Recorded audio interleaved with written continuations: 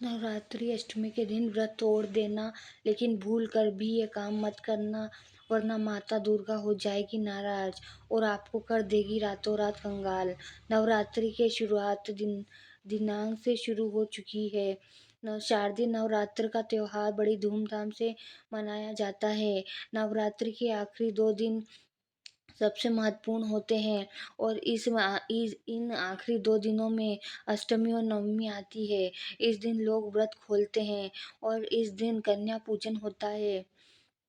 दुर्गाष्टमी के दिन महागौरी के स्वरूप की विशेष पूजा की जाती है, इसलिए इस दिन को महाअष्टमी भी कहते हैं। ऐसा कहा जाता है कि इस दिन महागौरी की पूजा करने से व्यक्ति की सभी परेशानियां दूर हो जाती हैं।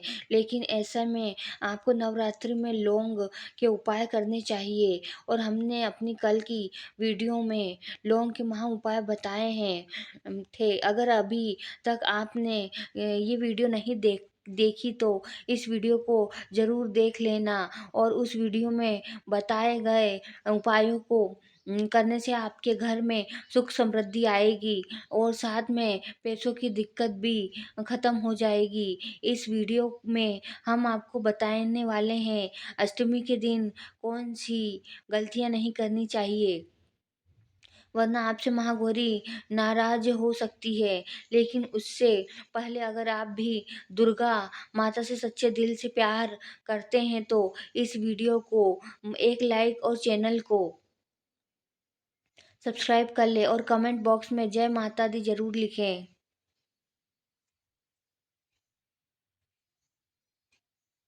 आइए जानते हैं महाअष्टमी के दिन किन गलतियों को करने से बचना चाहिए।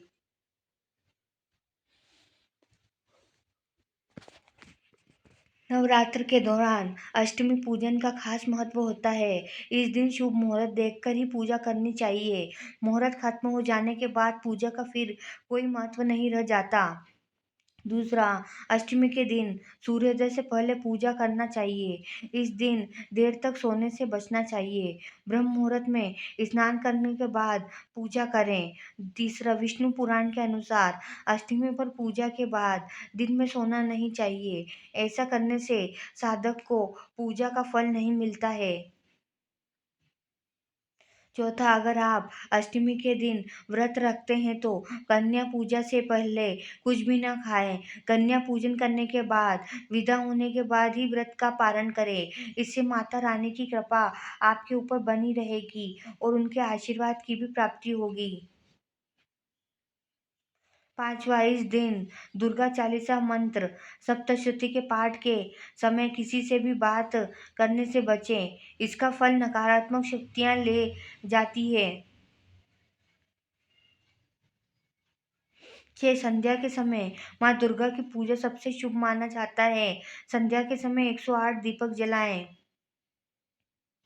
7वां, अष्टमी के दिन हवन किए बिना पूजा नहीं करनी चाहिए। हवन के बिना पूजा अधूरी मानी जाती है।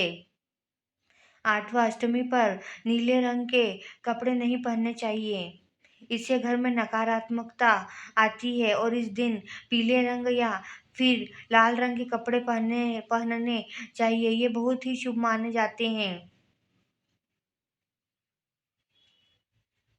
9, अष्टमी के दिन माता दुर्गा को जब हम नारियल समर्पित करते हैं तो माता को नारियल चढ़ा दें। लेकिन विधान के अनुसार अष्टमी तिथि को माता को चढ़ाया नारियल फोड़ना नहीं चाहिए। मान्यता है के अनुसार माता दुर्गा श्रीफल यानी नारियल में शयन करती है, इसलिए अष्टमी तिथि पर नारियल फोड़ना वर्जित है।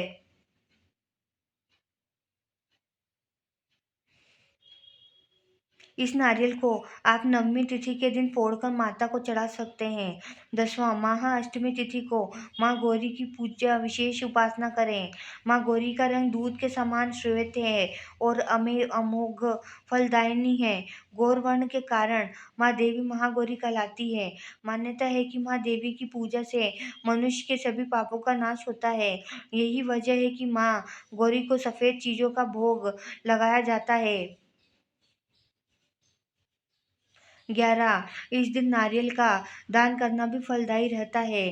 इससे माँ देवी भक्तों की सभी मनोकामना पूर्ण करती हैं और सौभाग्य और आरोग्य का वरदान मिलता है। माँ गौरी की पूजा के दौरान महागौरी आराधना मंत्र का जाप करने से घर में सुख समृद्धि आती है।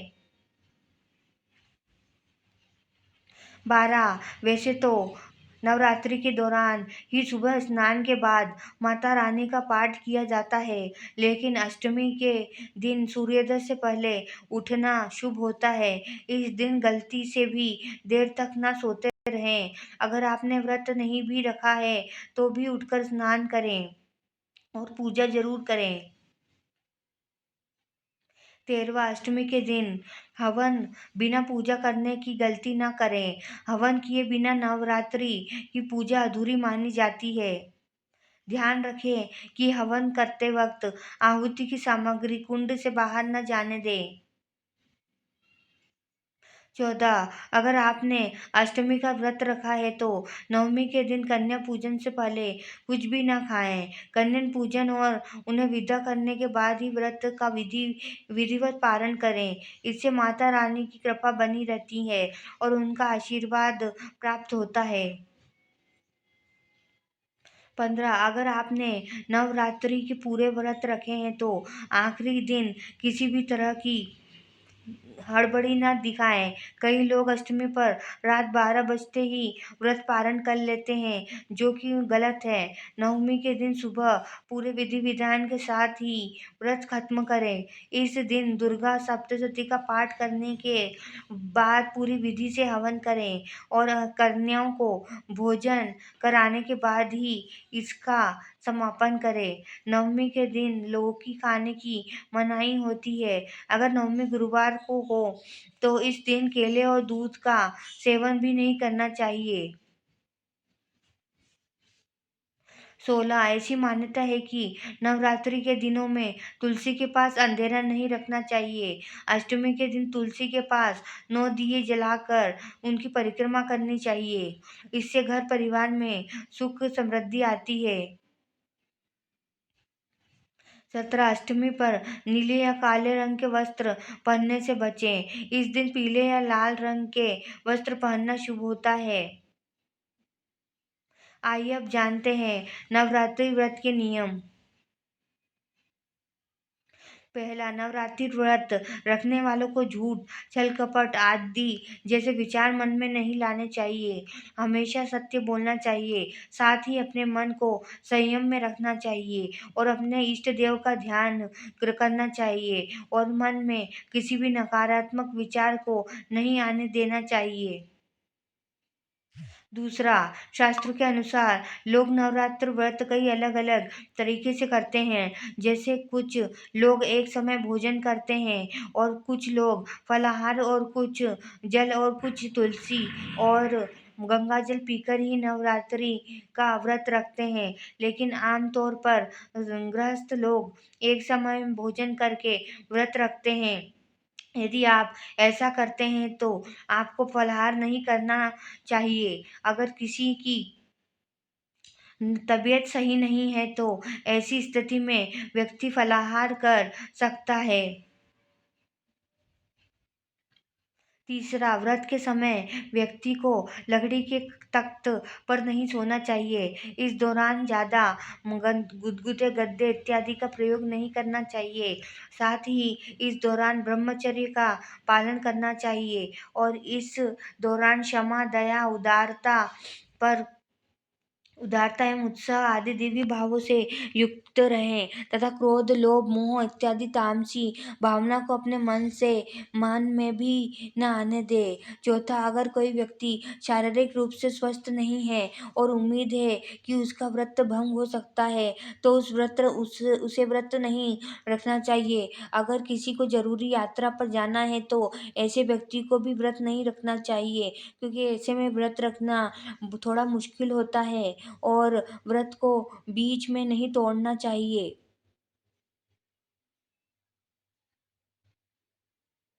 पाँचवा, अगर आप सप्तमी, अष्टमी या नवमी तिथि के दिन व्रत खोल रहे हैं तो इस दिन 9 कुंवारी कन्याओं को भोजन जरूर कराएं। साथ ही इस दिन माता के नाम से हवन और पूजन करें, विधि विधान के साथ करना चाहिए।